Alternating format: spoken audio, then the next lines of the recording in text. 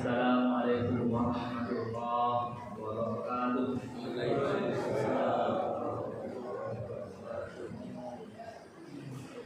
Alhamdulillahilladzi bi ni'matihi tatimmu shalihat wa bi fadlihi tatanazzalu rahmat wa bi fadlihi tatahaqqaqul maqasid wal ghayat.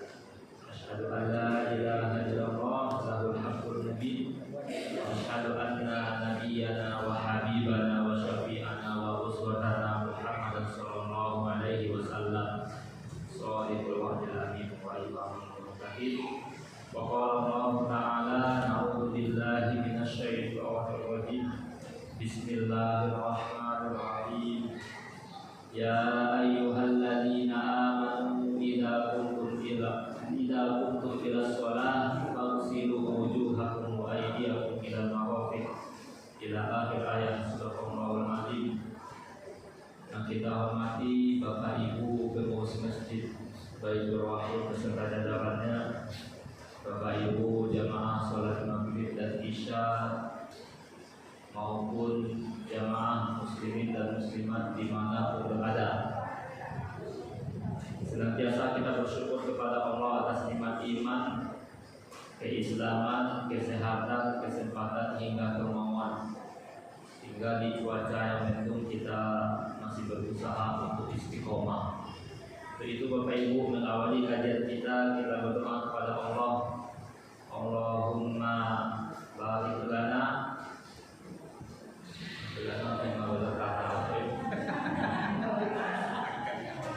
bima razaqtana wa qina adzabannar. Allahumma barik lana fi Sya'ban wa ballighna Ramadan. Ya Allah, berkahilah kami di bulan Sya'ban dan sampaikanlah kami di bulan Ramadan.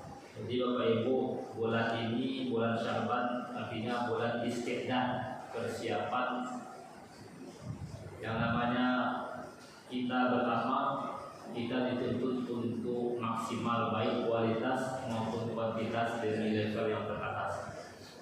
Jadi bulan Ramadan itu bukan uji coba Bapak Ibu, tapi sudah siap tempur.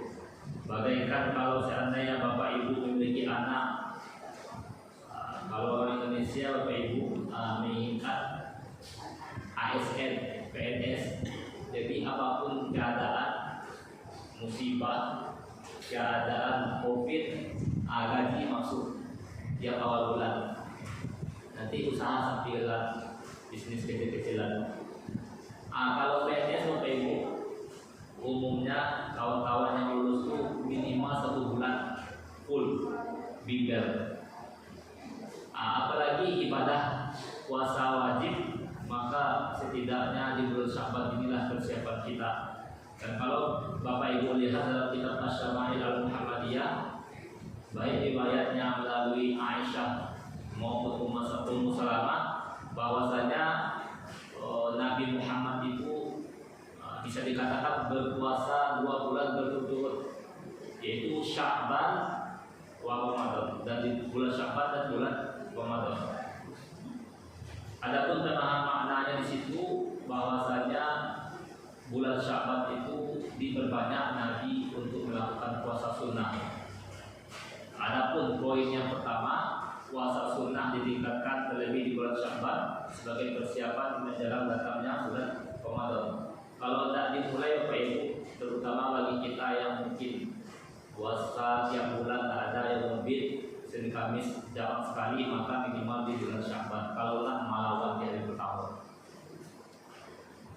Dimulai di waktu jam sebalik jam 10 yang melawan puasa boleh kalau hari pertama. Makanya asal usul kata Ramadan yaitu syiddatul har, Ramadan, panas yang menyengat. Bisa juga makna yang kedua yang minudunuk, karena panas tadi yang dibakarlah dosa-dosa. Jadi bulan persiapan di bulan Sya'ban ini diperbanyak. Apalagi tadi tanggal 15 bulan Sya'ban.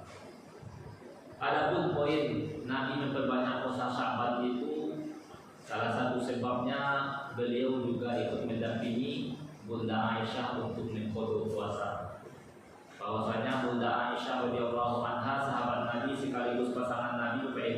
yang mengatakan yaqulu alayya shaum min Ramadan, bahwasanya aku memiliki hutang puasa wajib puasa Ramadan. Fama astati, akan tetapi aku tak mampu aku dia untuk mengkodok. Pertemuan 2 bulan yang lampau Pak Ibu, yaitu kita mengkaji terkait waktu-waktu beribadah. Ada waktu yang dilakukan pada waktunya, ibadah yang dilakukan pada waktunya disebut ada. Makanya kalau dilapaskan niat, ya boleh-boleh saja. Pendapat mazhab yang sepakat wajib niat di hati, sedangkan dilapaskan terjadi perbedaan. Kalau mazhabnya Syafi'i, Imam Mawardi, maka sunnah untuk dilapaskan supaya berkuat terkait amal yang dikerjakan. Cucu ibu usia 7 tahun, 8 tahun dituntut sholat A, maka butuh dilapaskan niat. Tidak pula langsung kita hukumi ponis bid'ah sesat. Nah, kalau enggak apa niatnya anak cucu anak tahu, maka butuh dilapaskan niat. Walaupun sepakat ulama cukup niat di hati. Maka kalau dilapaskan al-usolli fardhu subhi, akunnya sholat subuh, waqataini 2 rakaat, mustaqbilal qiblah, menghadap kiblat, ada itu dilakukan ibadah pada waktunya. Adanya puasa Ramadan berarti di bulan Ramadan. Adanya sholat subuh di waktu subuh. Kalau jago jam 8 jam 10 karena sakit, lampu mati, gelap, ada yang membangunkan, maka di saat bangun itu wajib sholat. Tapi waktunya disebut dengan qadha. Melakukan ibadah di luar waktu yang telah ditetapkan. Manasya sholatan, siapa yang terlupa, atau manama, siapa yang tertidur tetapi sholatnya fal yusolli, maka hendaklah sholat idza dzakara, hendaklah sholat ketika bangun, ketika ingat. Nah, itu sumber dalilnya. Dan sholat amal pertama kali yang akan dihisab. Kalau bapak ibu meyakini ibu haid, bapak-bapak yang musafir yang nak mampu puasa, musafir sebelum subuh, maka ada uzur boleh tidak berpuasa, tapi wajib qadha. Sedangkan hukum Islam yang ketiga tentang puasa saja wajib diganti di qadha, apalagi sholat yang menjadi catatan amal pertama kali yang akan dihisab. Itu. Maka Bunda Aisyah mengatakan, tidaklah aku sanggup untuk mengganti mengqadha puasa wajib Ramadan illa fi Sya'ban, kecuali di bulan Sya'ban. Jadi Nabi memperbanyak bulan puasa di bulan Sya'ban, salah satunya dikarenakan untuk menemani pasangan beliau. Kenapa Bunda Aisyah tidak sempat mengganti Bapak Ibu? Bukan tidak mau, tapi memang tidak sempat karena beliau disibukkan untuk mendampingi Nabi, melayani berkhidmat kepada Nabi Muhammad Sallallahu Alaihi Wasallam. Kalau tidak Bapak Ibu maka tidak maksimal nanti Bunda Aisyah berkhidmat kepada Nabi. Padahal Nabi adalah yang maksud utusan Allah. Maka Bunda Aisyah berkeyakinan untuk memaksimalkan dirinya untuk mengganti. Kenapa Bapak Ibu? Karena kami dapatkan bahwa lalu masih ada jemaah yang masih punya utang puasa 20 kali. Nah, kalau kini lari ke balai Sya'ban, dengan balai Sya'ban melakukan Ibu buat 20 kali menggantinya. Minus 5 kalau Sya'ban 30. Itu pun kalau continue terus-menerus menggantinya. Sebab itu berdasarkan hadis itu juga nanti bahwasanya sunnah untuk bergegas mengganti puasa wajib di bulan Syawal. Bergegas, tidaklah menunda amal, janganlah menunda amal karena hidup di dunia tidaklah kekal. Tetapi boleh-boleh saja kalau memang ada kesibukan, tapi paling lambat maksimalnya di bulan Sya'ban. Nah, tapi hukum asalnya sunnah bergegas di tanggal 2 Syawal sampai bergegas. Tapi paling lambat tidak boleh sampai habisnya bulan Sya'ban pada tahun ini. Nah, kalau habis itu Bapak Ibu, bagaimana solusinya? Nah, ada 2 pendapat. Pendapat yang mazhab Hanafi terkait kalau seandainya tadi kan masih ada utang puasa jemaah 20 kali. Dia foto cuma sempat 10, berarti tinggal 10. Masuk tanggal 14 puasa 1 Ramadan pada tahun ini, maka tinggal 10 belum terlunasi hutangnya.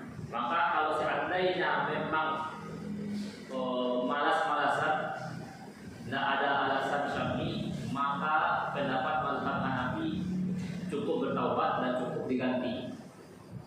Sedangkan mazhab Syafi'i Bapak Ibu, baik dalam kitab Kifayatul Akhyar, kemudian Umdatus Salik, kitab Al-Imta, maka ada beban tabungan tambahan.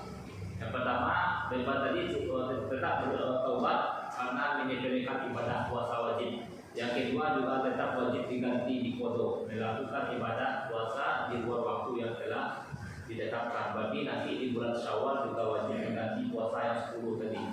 Oh kata makhluk puasa tahun ini 26 tinggal 5, maka 15. Tapi yang 10 tadi itu yang didahulukan. Dan mazhabnya Syafi'i ada tambahan Bapak Ibu, yaitu membayar fidyah kafarat sebanyak 1 mud setiap dia melalaikan ibadah puasa wajib Ramadan sampai memasuki tahun Ramadan yang kedua. Nah itu Bapak Ibu, adanya denda ini sebagai bentuk hukuman karena menyepelekan tidak menganggap ibadah puasa itu penting. Ada hal maka dikembalikan kepada kita terkait ibadah puasa. Kalau seandainya berbilang tahun sudah masuk Ramadan kedua tapi masih punya utang puasa. Kenapa ini penting Bapak Ibu? Karena ibadah puasa menjadi beban kepada wali keluarga yang ditinggalkan setelah mayat itu meninggal dunia, setelah menjadi mayat. Hadisnya ada 2 Bapak Ibu. Tapi dari 2 ini sepakat ulama pentingnya ibadah puasa wajib dan menjadi beban kalau tidak diganti oleh si mayat ketika dia hidup. Padahal dia sempat tetapi malas-malasan. Hadis oleh Bukhari Muslim. Man mata wa alaihi siyam. Kalau seandainya ada umat yang wafat, wa alaihi atasnya, assalamualaikum, semoga keselamatan alaikum kepada kalian. Tapi kalau alaihi atasnya si mayat, siang ada beban puasa wajib, maka kata Nabi, soma anhu waliyu, soma siang puasakan anhu atas si mayat, waliyu, walinya keluarganya, pasangannya, anaknya. Jadi hadis Bukhari Muslim, maka kalau sudah meninggal dan punya hutang puasa diketahui jumlahnya, maka wajib wali keluarganya yang akan menggantikan puasa atas nama si mayat. Adapun yang kedua mungkin lebih simpel Bapak Ibu, lebih mudah. Cukup valiyut anhu likulli yaumin miskina, maka cukup dibayarkan fidyah dendanya sebanyak 1 mud setiap tidak berpuasa tadi. Hadis Sunan Tirmizi. Walaupun berbeda hukum, yang pertama tadi wajib diganti atas nama si mayat, digantikan oleh walinya, keluarganya, sedangkan yang kedua cukup fidyah. Fidyah itu sekitar 6 on, genggaman 2 telapak tangan beras yang kita makan. Nah, kalau di Basnas, di Basda Bapak Ibu tahun lalu ditetapkan 40.000. Sebenarnya kalau diuangkan kalau 0,6 kilo atau 6 ons, berapa Bapak Ibu? Kalau 1 kilo sokar 20.000, kalau 0,6 15.000 cukup. Sebenarnya cukup. Kenapa sampai 40.000? Ada pendapat yang mungkin di Basnas digerakkan untuk 2 kali makan lauk pauk. Nah mungkin pakai mesin makan, barese tanpa ada sambalnya. Tapi kalaupun dibayarkan kita individual sah-sah saja kalau cuma 0,6. Aku menyampaikan realita fikih Bapak Ibu. Tapi juga perlu pertimbangan adanya penetapan oleh Basnas. Karena ini di beberapa tradisi. Kalau zakat kita kenal 1 sok, bukan 1 sak Bapak Ibu. Jadi yang membatang menilai ujian mahasiswa membayar 1 sak. Kalau 1 sak semen 50 kilo zakat Bapak Ibu. Kalau 10 anak 50 kilo ada sanggup bisa 1 juta kalau zakat. Kalau 50 kilo. Nah, zakat itu cuma 2,5 kilogram bahan pokok kita. Dan zakat fitrah itu sebanyak 4 mud. Makanya tadi kalau 1 mud cuma 0,6 kilo, 0,6 lebih. Anak zakat fitrah 2,5 kilo. Nah, itu terkait fidyah. Bapak Ibu, itu terkait waktu-waktu yang kita bahas di bulan yang sebelumnya yang dibatasi oleh waktu. Waktu yang dilakukan ibadah yang dilakukan pada waktunya yang disebut dengan adat. Nah, sedangkan di luar waktu yang disebut qada. Podo berganti, podo puasa. Kemudian ada waktu i'adah, mengulang kembali ibadah untuk mendapatkan fadilah keutamaan. Misal ada anak-anak sudah sholat subuh, dibuat apa? Yang telat. Anak-anak tadi sholat sendirian, datang apa-apa, kemudian mengajak untuk berjamaah, maka boleh mengulang sholat walaupun tadi subuh sudah ditunaikan. Itu yang i'adah. Kalau takjil, melakukan ibadah sebelum waktu wajib. Waktunya wajib zakat fitrah kan di akhir Ramadan, Bapak Ibu. Terbenamnya matahari sampai sebelum sholat Id. Bagaimana hukum bayar zakat fitrah sebelum sebelum terbenam matahari? Misalkan di pertengahan bulan Ramadan atau di awal-awal, sah boleh. Tapi itu disebut dengan takjil, melakukan ibadah sebelum batas wajibnya. Contoh lain, Bapak Ibu, kamu berhutang kepada sejuta sudah beban hutang kepada manusia dia wajib dibayarkan, Bapak Ibu, apalagi hutang pada Allah. Contoh tadi, kamu hutang kepada Ustaz 1 juta, mau dibayarkan misalkan tanggal 1 Maret 2026. Kalau kamu bayarkan tanggal 1 berarti ada lakukan janji pada waktunya. Tapi boleh nak tajir asal batang dia.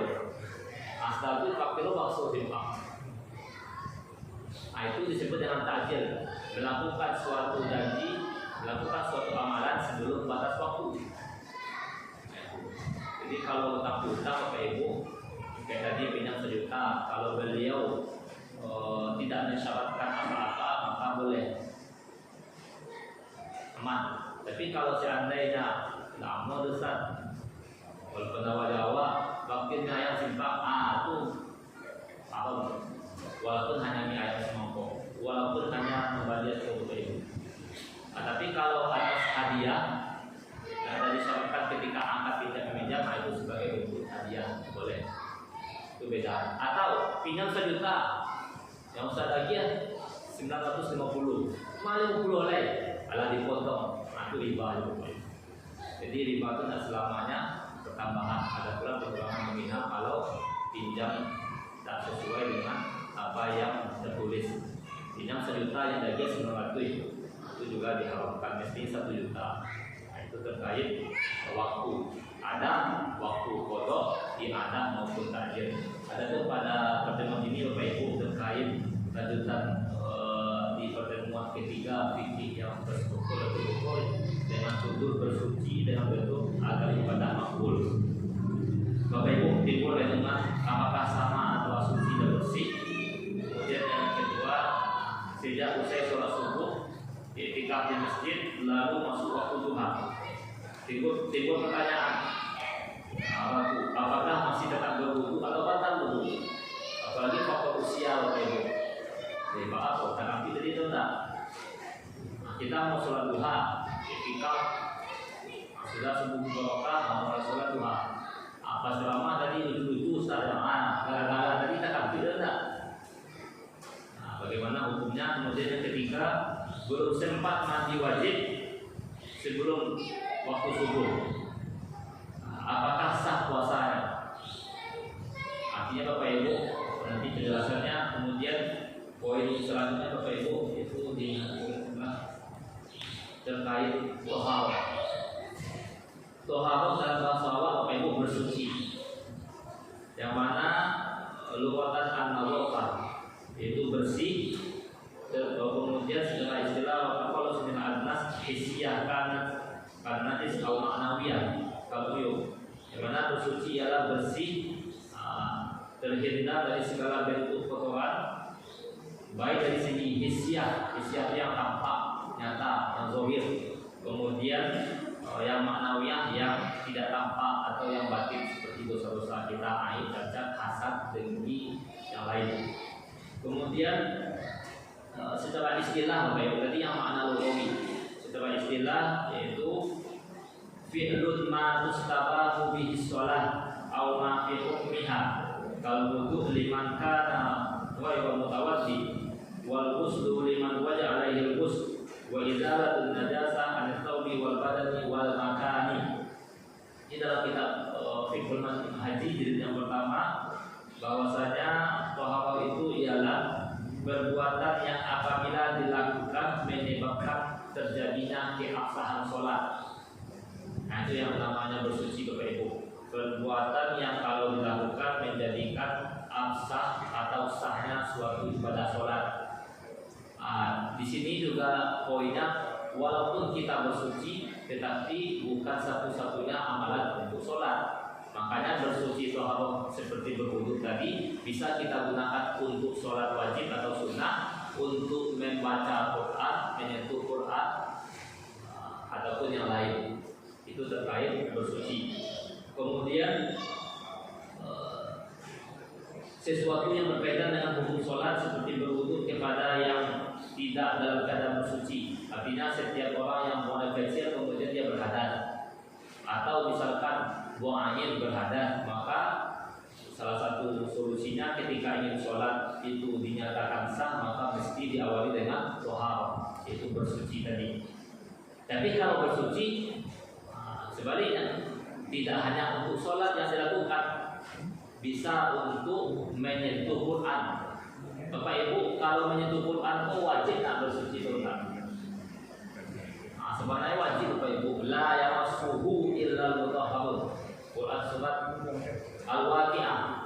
Janganlah janganlah yamassu menyentuh, apalagi membawa Quran, illa kecuali mutahharun, dalam keadaan suci.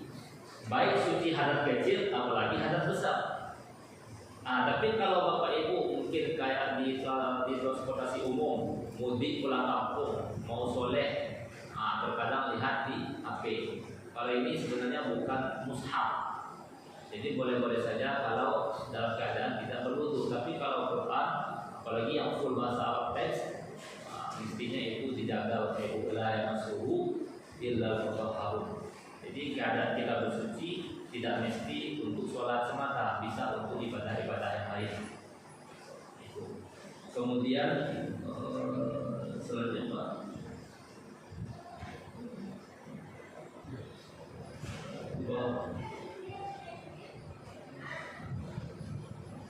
perhatian Islam kepada pentingnya kesucian dan kebersihan. Yang pertama, Quran surat Al-Maidah ayat yang ke-6 tadi Bapak Ibu. Itu yang kita bacakan di awal tadi, wahai hamba yang beriman.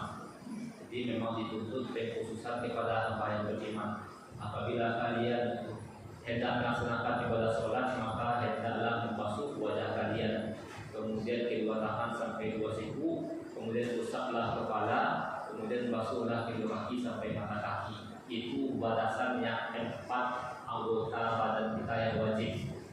Otomatis kalau yang 4 ini dilakukan dinyatakan sah.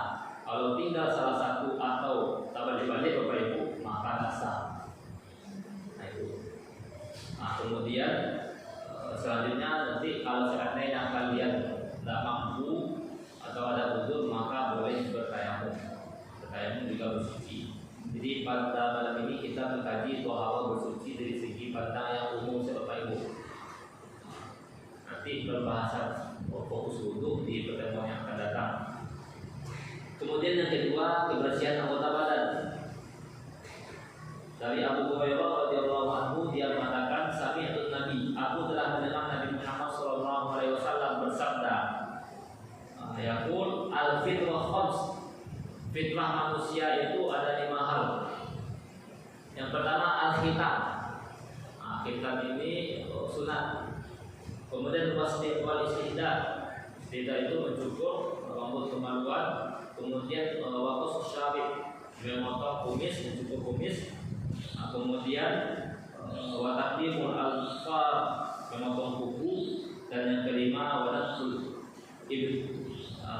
mencukur bulu ketiak. Itu hadis riwayat Sahih Bukhari. Kemudian pentingnya kebersihan termaksud dalam Quran surat Al-Baqarah, yaitu innallaha yuhibbut tawwabin wa yuhibbul mutatahhirin. Sesungguhnya Allah mencintai hamba yang kembali di jalannya atau yang bertaubat, dan mencintai hamba yang bersuci. Kemudian yang keempat, bahwasanya kesucian itu sangat penting, membuktikan tanda orang yang beriman. At-tuhur syahrul iman. kebersihan itu sebahagian dari iman. Kemudian selanjutnya terkait hikmah bersuci. Yang pertama sebagai tuntutan fitrah kita sebagai hamba Allah, kemudian membuktikan kemuliaan seseorang atau izzah, kemuliaan. Bapak Ibu, juga kalau diundang pesta walimah, kalau seandainya badan kotor, bau dan menjaga kebersihan, mungkin jijok siapapun yang berada di sekitar kita. Atau misalkan ketika sholat berjamaah, dua hari namanya mandi, musim panas, itu menimbulkan fitnah di sekeliling jemaah. Kemudian selanjutnya menciptakan kesehatan negara, Bapak Ibu. Jadi kalau seandainya ada anak dibesarkan, Bapak Ibu, kan tidur di asrama ranjang banyak. Terkadang anak-anak ini siap main bola, main futsal, tidak pakai sepatu, pakai sandal, basah balanya, masuk ke kamar, langsung kasih mampunya tentang skabies. Skabies itu melata kata-kata di semua tubuh, Pak Ibu, apalagi di kemaluan. Jadi sebenarnya kita terutama bagi anak-anak di usia ini terkadang sebenarnya maksimal menjaga kebersihan. Kemudian bersih zahir dan batin ketika kita menghadap Allah Ta'ala. Inna Allah Ta'ala thayyibun, sesungguhnya Allah Maha Indah dan mencintai segala bentuk keindahan. Adapun berbagai hal itu selanjutnya Bapak Ibu, ada yang isi tadi yang tampak, ada pula yang maknawiyah. Yang hisiah itu bersuci dari segala bentuk najis yang tampak nyata oleh panca indera kita. Bisa kita lihat, bisa kita cium, bisa kita sentuh. Adapun yang maknawiyah bersuci dari setiap najis korban yang tidak nampak seperti hasad, sombong maupun yang lainnya. Adapun selanjutnya bahwa bersuci yang hisi yang tampak. Kalau seandainya yang pertama itu bersuci dari hadas. Kalau hadas itu Pak Ibu posisi keadaan tubuh. Tapi kalau najis sesuatu yang melekat di tubuh atau sesuatu yang kita keluarkan. Kalau hadas posisi badan kita, keadaan tubuh kita buang angin, berarti berhadas kecil. Kalau najis, misalkan ada anak kencing di pojok dinding Pak Ibu di luar, maka posisinya keadaan dia berkencing itu berhadas kecil, sesuatu yang dikeluarkannya itu yang disebut dengan najis. Itu simpel. Sedangkan hadas terbagi dua, ada hadas kecil, ada hadas besar. Hadas kecil disucikan dengan berwudu. Hadas besar disucikan dengan mandi wajib. Hadas besar disucikan dengan mandi wajib. Kalau najis sesuatu yang dikeluarkan oleh kita sebagai hamba Allah dalam bentuk manusia atau hewan. Najis itu terbagi tiga, ada najis yang ringan mukhaffafah. Mukhaffafah itu yang ringan, yaitu kencing bayi laki-laki, Bapak Ibu. Air kencing bayi laki-laki, kemudian disyaratkan usianya maksimal 2 tahun Komariah, bukan Masehi. Yang ketiga, tidak ada makan apa-apa kecuali ASI. Jadi kalau ada cucu laki-laki buang air kecil kencing, usianya 7 bulan tapi lah makan pisang, lah makan bola, bukan najis mukhaffafah. Masuk najis mutawasithah, sedang. Najis yang paling banyak di muka bumi itu Bapak Ibu yang kedua atau sedang. Karena najis ringan kecil hanya kencing bayi laki-laki, usia pun maksimal 2 tahun selama tidak ada makan apa-apa kecuali ASI. Itu 8 bulan mukhaffafah masuk kalau dalam makan pisang. Karena kalau dari segi dokter kesehatan Bapak Ibu kalau tidak salah 6 bulan itu minimal full ASI. Berarti itu sudah bisa makan bubur, nasi lembut atau makan buah-buahan Bapak Ibu. Jadi kalau laki-laki bayinya usia 10 bulan lah makan yang lain, masuk najis sedang. Itu selain anjing dan babi, selain kencing bayi laki-laki. Kenapa dibedakan Bapak Ibu?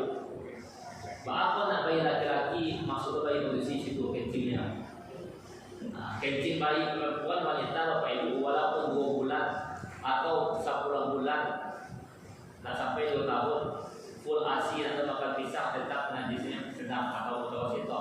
Kenapa dibedakan?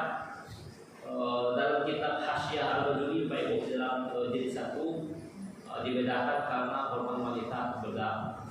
Yang kedua, wanita akan mengalami siklus haid dan nifas, sedangkan laki-laki berbeda. Itu salah satu kalau mau dicari logikanya Bapak Ibu. Tapi itu tidak boleh ditemukan hadis itu hanya pengkajian ulama dalam kitab Hasyiah Bajuri jilid yang pertama dalam bab bersuci. Itu. Dan sebab itu yang ketiga, adapun maknawi yang tidak tampak. Nah, kemudian cara bersuci tadi yang pertama adalah dengan berwudu. Nah, kemudian yang kedua dengan mandi. Nah, kemudian mandi tersebut terbagi menjadi 3 macam Bapak Ibu. Kalau mandi wajib, sesuatu kita diwajibkan mandi karena ada sebab 6 hal. Sebab-sebab mandi wajib itu 6 hal Bapak Ibu. 3 dikhususkan hanya untuk kaum hawa, al-haid, nifas, dan wiladah melahirkan. Haid, nifas, dan melahirkan. Kalau haid siklusnya bulanan, kalau nifas siklusnya melahirkan. Nah, kalau wiladah darah yang keluar ketika pasca bayi yang dilahirkan tersebut. Bisa jadi wanita atau ibu-ibu ini hanya wiladah tanpa nifas, tapi itu peluang sangat kecil Bapak. Banyak terjadi setelah wiladah kemudian nifas. Dan nifas itu umumnya 40 hari dan maksimal adalah 60 hari. Sedangkan haid minimalnya 1 hari 1 malam, umumnya 6 sampai 7 hari dan maksimal haid adalah 15 hari. Khamsata asyar yauman. Karena ada jemaah Bapak Ibu, Ustaz, kami haid lancar setelah menikah yang kedua. Di kasus alam Bapak Ibu. Menikah di suami pertama bukan Islam, haid lancar. Nah, setelah suami kedua Bapak Ibu haid cuma 2 sampai 3 hari pada lama. Apakah wajib sholat, wajib mandi hari ketiga atau tunggu sampai hari ke-7? Betul Bapak Ibu. Kalau sudah berarti hari ketiga maka wajib mandi, wajib sholat, wajib berpuasa. Jadi ada pemahaman haid itu 7 hari. Ada yang dipahami sampai hari ke-7 walaupun terawal ada mandi Bapak Ibu ada. Walaupun cuma 1 hari 1 malam atau 2 hari 2 malam, maka kalau sudah berhenti wajib mandi dan wajib sholat maupun ibadah puasa Ramadan kalau berdekatan di bulan Ramadan. Itu mandi wajib. 3 untuk wanita. Yang 3 kedua 4, 5, 6 itu baik laki-laki maupun wanita. Yang pertama yang tengok kita ini bertemunya kelamin pasangan atau berhubungan intim. Nah, itu maka wajib bersuci. Yang kedua al-maut, kematian. Tadi di awal PMU setiap ibadah mesti niat. Kalau jenazah mungkin jenazah yang berniat, maka kita yang meniatkan mandi jenazah tersebut. Itu wajib. Yang kedua kita ini al-maut, dan yang ketiga inzalul mani, keluarnya mani atau sperma. Baik dalam keadaan tidur disebut dengan al-hilm, mimpi basah, ataupun dalam keadaan bangun disebut dengan yaqdha. Di sini lalu Bapak Ibu perak akal waktu sampai. Tadi kalau kita kencing buang air diwajibkan, cebok istinja wajib, berwudu. Tapi kalau berhadas besar Bapak Ibu wajib mandi wajib. Misalkan ada pasangan yang belum menikah, berhubungan intim, berhubungan seksual dengan pasangannya, maka Bapak Ibu kalau mani itu sebenarnya zatnya itu suci Bapak Ibu, tohir. Jumhur ulama menyatakan mani sperma laki-laki itu adalah suci. Tapi walaupun suci tetap wajib mandi wajib. Sedangkan kencing kita baik laki-laki wanita maka disebut dengan najis. Tapi najis cukup cebok, cukup wudu. Sedangkan mandi wajib diwajibkan ketika keluarnya mani. Kalau dikaji mah hukum apa Ibu? Kencing atau mani? kencing, najis, tapi cukup bersibuk, cukup berwudu. Sedangkan mandi yang suci wajib, mandi wajib. Itulah syariat kita dituntut untuk ta'abudi, beribadah dengan keimanan kita, dengan hati keyakinan. Dari mana? Dari sumber Quran maupun hadis Nabi Sallallahu Alaihi Wasallam. Secara logika kalau ibu mau kencing mestinya mandi wajib, tapi faktanya berbeda. Tapi ada hikmah ya Pak Ibu. Kalau ibu melapor lampu atau anak-anak lagi hujan labik mati lampu kencing jam 2 malam, wajib lo mandi wajib awal itu. Itu Allah berikan kemudahan kepada Allah. Secara logika akan sampai, tapi ada hikmahnya akan sampai dengan logika Allah. Makanya syariat itu pasti dua. Ta'abbudi bisa dipahami oleh akal sehat, yang kedua ta'abbudi tidak bisa dipahami oleh akal sehat, tapi dengan keyakinan iman dapat kita yakini. Itu Isra Mi'raj, Isra dan Mi'raj Nabi Muhammad. Secara logika akan sampai Bapak Ibu. Tapi dengan ta'abbudi keimanan, keyakinan wajib sampai. Kalau seandainya di antara kita ada yang mengingkari tentang Isra-nya Nabi, maka bisa murtad. Wajib bertobat, wajib kembali syahadat. Karena dalil tegas Quran surat Al-Isra ayat yang pertama, Subhanalladzi, Maha suci Allah yang telah memperjalankan hamba-Nya lailan pada waktu malam. Tapi Bapak Ibu, kalau secara kemajuan teknologi bisa ambil contoh pesawat Concorde salah. Itu terbangnya cukup jauh, 2.600 km Bapak Ibu per jam. Maupun pesawat yang lain. Itu terkait bersuci dengan berwudu maupun yang mandi. Sedangkan mandi yang kedua mandi sunnah.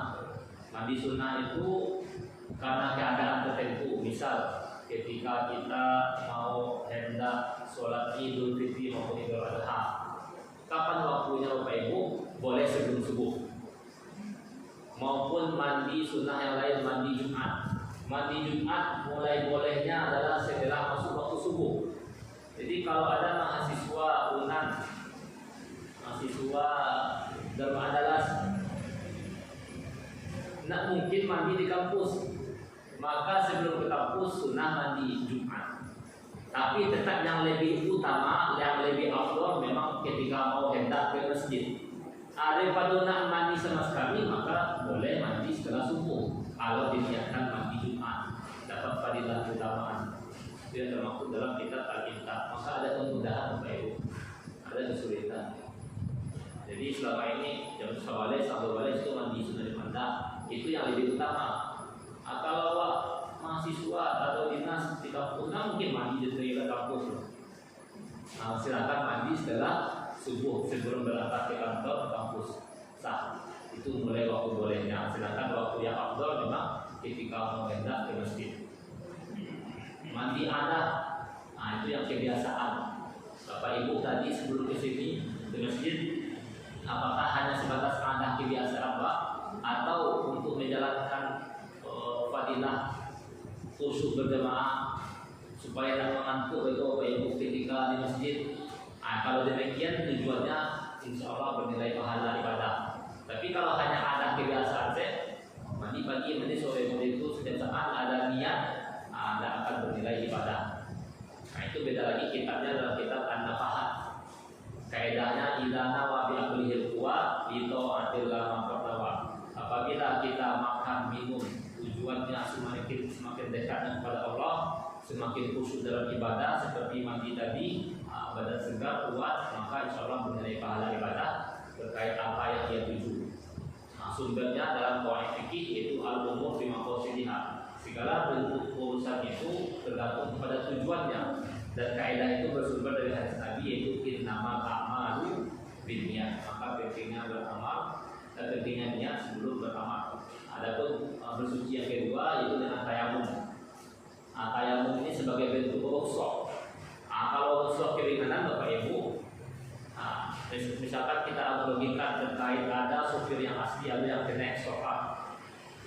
Nah mungkin sebenarnya stopar itu jadi menyetir langsung. Maka ketika kapan stopar jadi lampu hijau membawa Bapak Ibu, ketika sopir asli itu banyak panik, tidak mengatur. Karena beban utama tugas itu memang si sopir yang asli.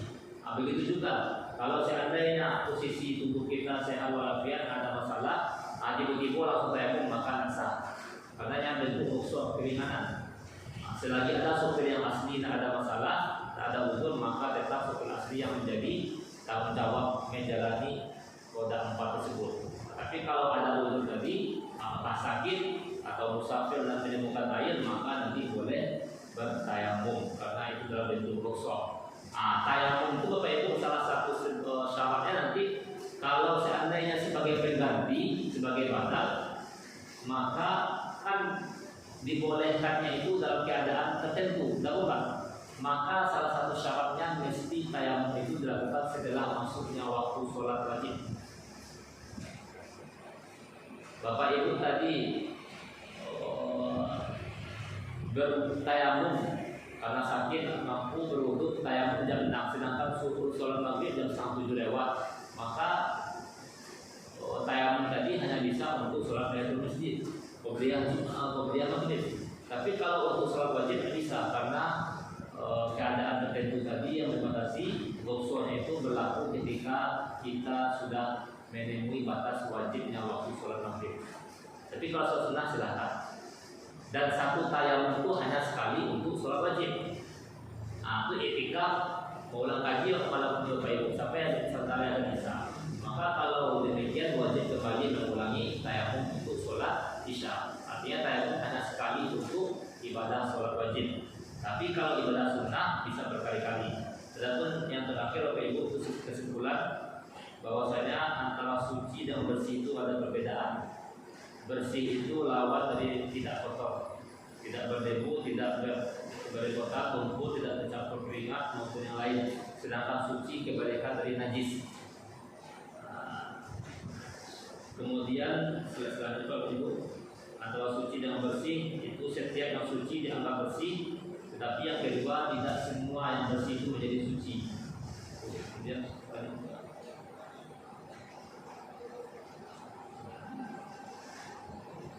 Bapak Ibu, mungkin suatu saat kita diberikan kesempatan untuk umroh atau haji, amin.